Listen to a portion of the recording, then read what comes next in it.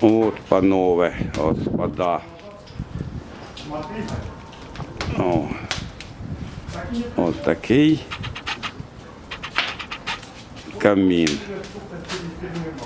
От такий камінчик зробили.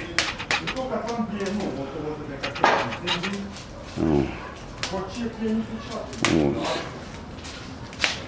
Столешня. Вот у нас такий камин. Шикарный стол с мойкой. Вот такая красотища. Вот горит, смотрите. Вот так надо делать, чтобы горело. Вот так. А не коптило оцей перед.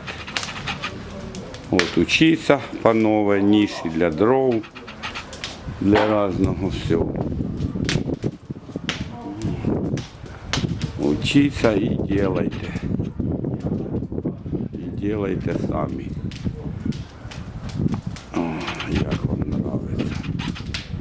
Отак. Ну, бувайте.